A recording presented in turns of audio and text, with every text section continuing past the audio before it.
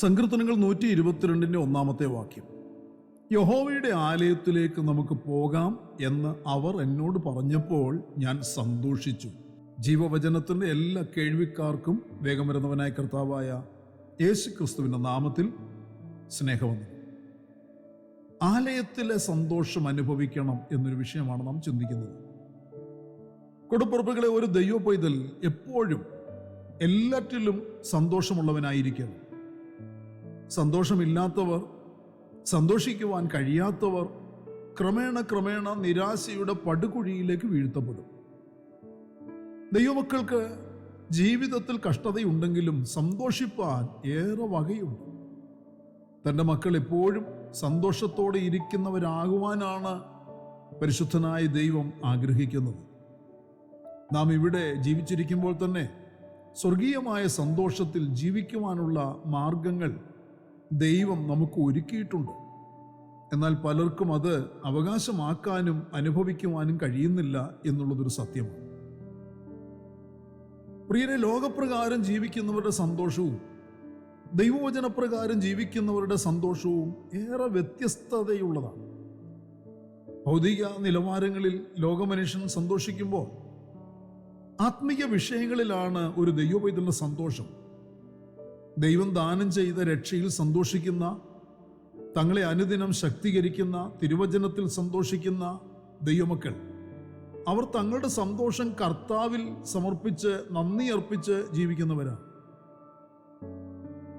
ഇപ്രകാരം സന്തോഷിക്കുവാൻ കഴിയുന്ന ഒരു ദൈവപൈതൽ തുടർന്ന് തൻ്റെ സന്തോഷം കണ്ടെത്തേണ്ടത് തൻ്റെ കൂട്ടായ്മയിലും വിശുദ്ധ സഭായോഗങ്ങളിലുമായിരിക്കണം.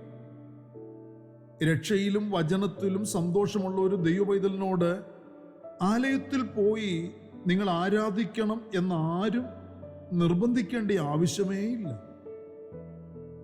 ആലയത്തിൽ പോയി ആരാധിക്കുന്നതിലും ദൈവമക്കളുമായുള്ള കൂട്ടായ്മയിലും അവർ സന്തോഷം കണ്ടെത്തുന്നവരാണ്.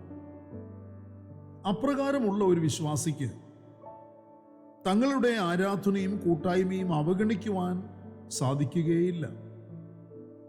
ജീവൻ നിലനിർത്താൻ ഓക്സിജൻ ആവശ്യമായിരിക്കുന്നത് പോലെ രക്ഷിക്കപ്പെട്ട ഒരു ദൈവപൈതലിന് ആരാധനയും കൂട്ടായ്മയും അത്യന്താപേക്ഷിതമാണ്. അതിനുള്ള സൗകര്യങ്ങൾ പ്രിയരെ ദൈവം നമുക്ക് നൽകി തന്നിരിക്കുമ്പോൾ നാം ദൈവത്തോട് നന്ദിയുള്ളവരായി അത് അനുഭവിക്കുകയും ദൈവത്തിന് മഹത്വം അർപ്പിച്ച് ജീവിക്കുകയും വേണം.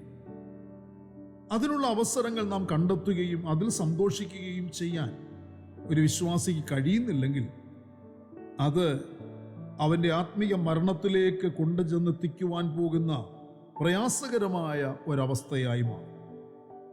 ഭക്തനായ ദാവീദ് പറയുന്നത് നോക്കുക. യഹോവയുടെ ആലയത്തിലേക്ക് നമുക്ക് പോകാം എന്ന് അവർ എന്നോട് പറഞ്ഞപ്പോൾ ഞാൻ സന്തോഷിച്ചു. ഭക്തന്റെ കാൽ വെമ്പൽ കൊള്ളുകയാണ് ദൈവാലയത്തിലേക്ക് ഓടിച്ചെന്ന് യഹോവയുടെ സന്നിധിയിൽ നൃത്തം ചെയ്ത് ആരാധിക്കുവാൻ. ആരാധനയിൽ സന്തോഷിക്കുവാൻ കഴിയുന്ന വിശ്വാസികൾ അവർ തമ്മിൽ ആലയത്തിലേക്ക് ചെന്ന് ആരാധന അർപ്പിക്കുവാൻ, ദൈവസന്നിധിയിലുള്ള കൂട്ടായ്മ പങ്കുവയ്ക്കുവാൻ പ്രോത്സാഹിപ്പിക്കുകയാണ്. ആരാധനയ്ക്ക് മറ്റുള്ളവരെ പ്രോത്സാഹിപ്പിച്ച് നയിക്കേണ്ടത് നമ്മുടെ ഓരോരുത്തരുടെയും ഉത്തരവാദിത്വമാണ് പ്രിയരെ. അവർ ഓരോരുത്തരും, ദാവീദിന്റെ സ്നേഹിതർ ഓരോരുത്തരും പറയുകയാണ്, ദൈവമേ, ഞങ്ങളുടെ കാലുകൾ നിന്റെ വാതിലിനകത്ത് എത്തിക്കഴിഞ്ഞിരിക്കുന്നു. അവർക്കറിയാം വാതിലിന് പുറത്ത് നാശം, വാതിലിനകത്ത് ആരാധനയും കൂട്ടായ്മയും സുരക്ഷിതത്വവും. അനേകരുടെ കാലുകൾ വാതിലിന് പുറത്ത് നാശത്തിൽ കുത്തി നിൽക്കുമ്പോൾ കൃപയാൽ പ്രിയരെ നമ്മുടെ കാലുകൾ ആലയത്തിനകത്ത് വയ്ക്കുവാൻ ദൈവം നമുക്ക് ഭാഗ്യം നൽകിയിരിക്കുന്നു. നാം രക്ഷാസങ്കേതത്തിനകത്ത് പ്രവേശിക്കപ്പെട്ടതുപോലെ ഇനിയും അനേകർ ഇതിൽ പ്രവേശിക്കുവാനുണ്ട്. അവരെ പ്രോത്സാഹിപ്പിച്ചെത്തിക്കുവാൻ നമുക്കിടയാകണം.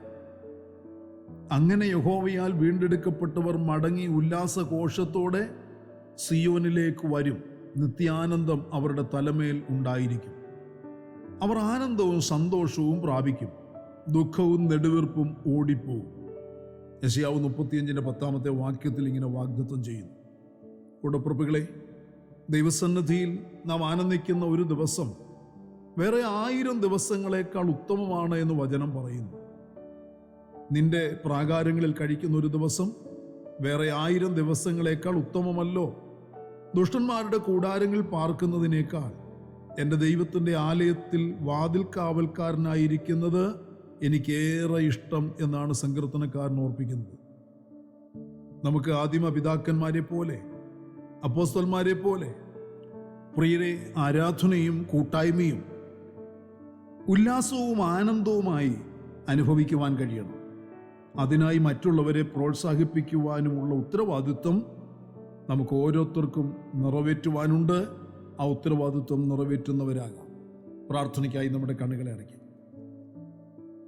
ഞങ്ങളെ കൂടെ അത് സ്നേഹിക്കുന്ന ഞങ്ങളുടെ സ്വർഗീയ പിതാവേ, അങ്ങയുടെ പുത്രനും ഞങ്ങളുടെ രക്ഷകനുമായ കർത്താവായ യേശു ക്രിസ്തുവിന്റെ നാമത്തിൽ പിതാവിൻ്റെ പാദപിടുത്തങ്ങളിലേക്ക് ഇന്ന് രാവിലെ ഞങ്ങൾ അടുത്തു വന്ന് വചനം വായിച്ച് ധ്യാനിച്ച് പ്രാർത്ഥിക്കുന്ന സമയം കർത്താവിൻ്റെ ഉയരത്തിലെ ശക്തി, ഉയരത്തിലെ കൃപ ഞങ്ങളുടെ മേൽ ധാരാളമായി പകർന്നു തരാൻ അങ്ങേക്ക് പ്രസാദം തോന്നുമാറാകണമേ.